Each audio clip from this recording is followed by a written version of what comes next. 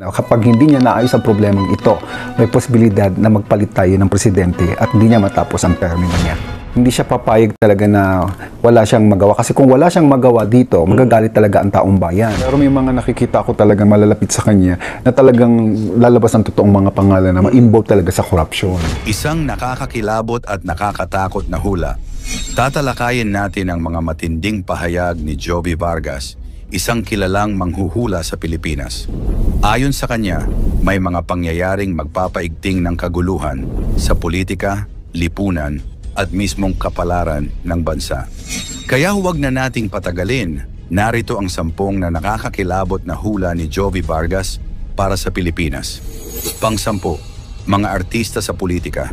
Ayon kay Jovi Vargas, mas marami pang artista ang papasok sa mundo ng politika. Mula sa mga komedyante hanggang sa malalaking pangalan sa showbiz, inaasahang sasabak sila sa eleksyon. Nakakakilabot isipin dahil maaaring maging katawa-tawa ang politika.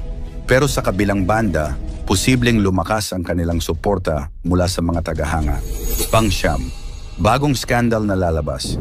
Hindi pa natatapos ang mga issue, may panibagong skandal na ilalantad. Ayon sa kanya, ito ay may kinalaman sa pera. Money-related ulit, at posibleng mas malaki pa kaysa sa mga naunang eskandalo. Nakakakilabot dahil ito raw ang magpapabigat lalo sa tiwala ng taumbayan sa pamahalaan. Pang-8, hustisya at investigasyon. Binanggit din ni Vargas na kahit ang pinakamakapangyarihan, kabilang na ang mga kamag-anak ng Pangulo, ay hindi makakaligtas sa investigasyon. Nakakakilabot isipin kung gaano kalalim ang paglilitis na ito, na posibleng magdulot ng pagkakahati-hati sa mga opisyal ng gobyerno mismo. Pang-7, galit ng taong bayan. Habang tumatagal, dumarami raw ang naipong galit ng mga Pilipino. Sabi ni Vargas, may isang babae na lalabas at mangunguna sa isang malaking kilusan laban sa katiwalian at pang-aabuso. Siya raw ang magiging simbolo ng paglaban ng taong bayan. Pang-6, Golden Age of Corruption. Pinangalanan pa mismo ni Vargas ang kasalukuyang panahon bilang Golden Age of Corruption. Napakatindi raw ng mga anomalya na halos lahat ng antas ng gobyerno ay may bahid ng katiwalian. Nakakakilabot isipin na baka ito na ang pinakamadilim na kabanata ng ating kasaysayan. Pang-5, Transition President. Ayon kay Vargas, posibleng hindi matapos ng Pangulo ang kanyang termino. Maaaring magkaroon ng Transition President bago matapos ang kasalukuyang administrasyon. Isa itong nakakakilabot na senaryo dahil magdudulot ito ng kawalan ng katiyakan sa bansa at posibleng kaguluhan sa ekonomiya at politika. Pang-4, mga senador at kongresista. Pinangalanan din ni Vargas ang ilang personalidad na magkakaroon ng malakas na papel. Chis Escudero, magiging malakas ang impluensya. Joel Villanueva, may laban na haharapin. Jingoy Estrada, babalik sa kontrobersya. Grace Poe, may malinis na imahe pero sasabak sa matinding laban. Vilma Santos at Ralph Recto, may malaking papel sa politika. Bato de la Rosa, haharapin ang kanyang mga sariling issue. Salceda at Romualdez, lalong sisikat sa politika. Nakakakilabot dahil malinaw na mas lalong lalalim ang hidwaan sa loob ng Senado at Kongreso. Pang-8, mga rally at protesta. Magiging mas malakas pa raw ang mga kilos protesta. Hindi lang simpleng pagtitipon, kundi posibleng kasing lakas ng people power ang mangyari. Ayon sa kanya, mas marami pang Pilipino ang lalabas sa lansangan para ipaglaban ang kanilang karapatan laban sa katiwalian. Pang-2, posibilidad ng pagbagsak ng Pangulo direkta niyang sinabi. Kung hindi maayos ng Pangulo ang mga problemang ito, may posibilidad na hindi niya matapos ang kanyang termino. Isang nakakakilabot na hula na nagdadala ng malaking tanong. Handa ba ang Pilipinas sa isang biglaang pagbabago ng liderato? At ating number 1, kapalaran ng Pilipinas. At ito na ang pinaka-nakakatindig balahibo. Ayon kay Jovi, ang hinaharap ng Pilipinas ay alanganin. Kung tuluyan ngang bumagsak ang kasalukuyang pamahalaan, masusubok ang bayan sa gitna ng kaguluhan. Pero may liwanag dahil sa susunod-sunod na mga pangulo, sa ikatlong presidente pa, makikita ang tunay na pagbabago at pag-angat ng bansa. Ibig sabihin mahaba pa ang daan pero may pag-asa. Ang tanong, Kaya ba nating pagdaanan ang lahat ng ito bilang isang nagkakaisang bayan? Tandaan, mangyari man o hindi ang mga hula, lagi nating tandaan na sa Diyos lang tayo magtiwala, hindi sa mga manghuhula. Ang nakakatakot at nakakakilabot na hula ni Mamo Gloria Escoto para sa Pilipinas.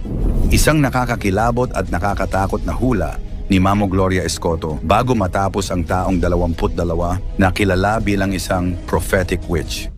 Ayon sa kanya, maraming mabibigat na pangyayari ang darating sa bansa mula sa politika, kalikasan, hanggang sa kinabukasan ng ating bayan. Isa-isahin natin ang 10 nakakakilabot na hula ni Mamo Gloria Escoto para sa Pilipinas. Pang-10, walang bunga ang kasalukuyang kaso.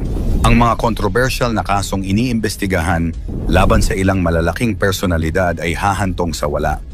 Sa kabila ng pag-uusisa at dami ng dokumentong lumalabas, sa huli raw ay ibabasura rin ang mga ito. Kahit may mga pangalan ng malalaking tao ang madadamay, hindi raw magkakaroon ng hustisya dahil kontrolado ng impluensya at pera ang mga nangyayari. Ang mensahe, hindi lahat ng ingay ay may patutunguhan at marami pa ring kaso ang nagiging usok lamang. Pang-9, may katotohanan sa mga paratang.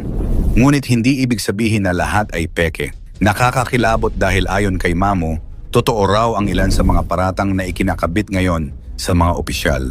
May mga malalaking halagang pera raw talaga ang kinurakot at nawala. Ang mas nakakatakot pa, hindi lang iisang tao ang sangkot, kundi ilang matataas na personalidad na hanggang ngayon ay nasa pwesto.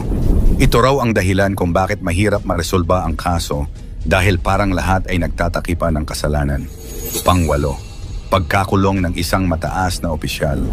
Nakakita rin si Mamo sa baraha ng posibleng pagkakakulong ng isang mataas na opisyal ng gobyerno. Nakakagulat daw dahil hindi lamang lokal na korte ang may kinalaman dito, kundi posibleng maging bahagi pa ang mga dayuhang hukuman o international courts.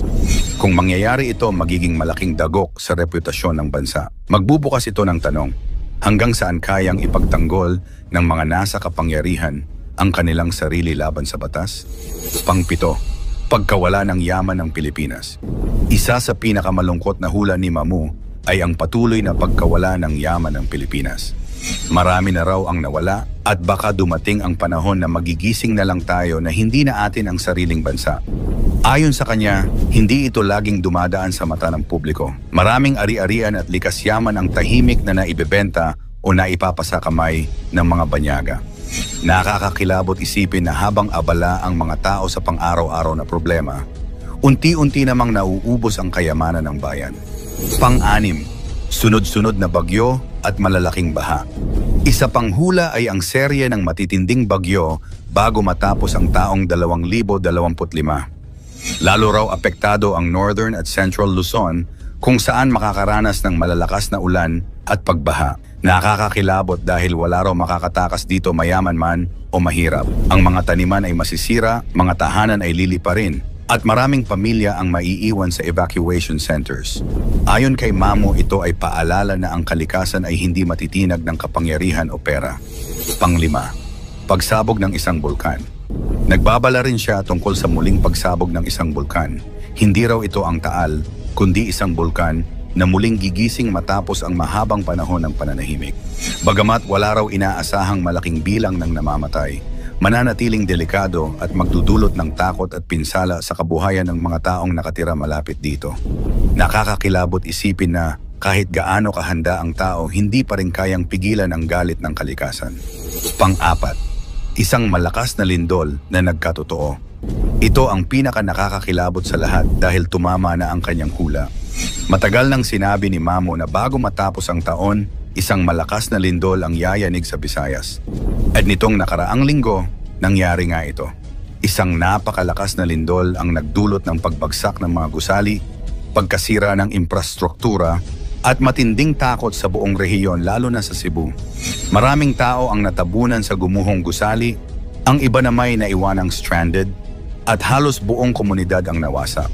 Nakakakilabot isipin na hindi ito basta haka-haka, kundi isa sa mga hula na tunay na nagkatotoo. Ayon kay Mamo, paalala raw ito na patuloy pang susubukin ang kalikasan ng Pilipinas at mas mabigat pang hamon ang maaaring dumating. Pang-8, pagpapatuloy ng kahirapan at problema. Sa kabila ng lahat, hindi pa raw matatapos ang paghihirap ng mga Pilipino. Hanggang matapos ang taong 2025, mananatiling mabigat ang problema ng bansa mula sa ekonomiya, trabaho, hanggang sa seguridad. Mararamdaman daw ng mga tao na sila'y nililinlang at pinapabayaan ng mga nasa itaas. Nakakakilabot dahil tila paulit-ulit lang ang kasaysayan at parang wala talagang malinaw na solusyon na ibinibigay. Pangalawa, pag-angat ng bagong pinuno. Ngunit sa gitna ng lahat ng dilim, may liwanag na nakikita si Mamo. Ayon sa kanya, isang batang leader ang uupo sa Malacanang at siya ang magdadala ng tunay na pagbabago. Binanggit niya ang pangalang Vico Sotto na nakikita niyang magiging Pangulo ng Pilipinas balang araw. Ayon kay Mamo, sa ilalim ng kanyang pamumuno ay posibleng magkaroon ng bagong direksyon at mas tapat na pamamahala ang bansa. At ang ating number 1, masaganang kinabukasan ng Pilipinas. At sa pinakadulo ng kanyang mga hula, ibinahagi ni Mamo ang pinakamagandang pangitain. Darating daw ang panahon kung kailan ang Pilipinas ay magiging masagana at payapa. Hindi man agad mangyari ito at baka hindi lahat sa atin ay umabot, ngunit ang mga anak at apo ng susunod na henerasyon ay makakaranas ng kaunlaran at katahimikan. Magandang isipin na sa gitna ng lahat ng kasalukuyang problema, may nakahandang mas maliwanag na bukas para sa ating bayan. Ano sa palagay mo? Mangyayari kaya ang mga hula na ito o isa lamang itong kwentong bunga ng malikot na imahinasyon? Ikomento mo ito sa ibaba. Huwag kalimutang i-like, i-share at mag-subscribe. Maraming salamat at God bless.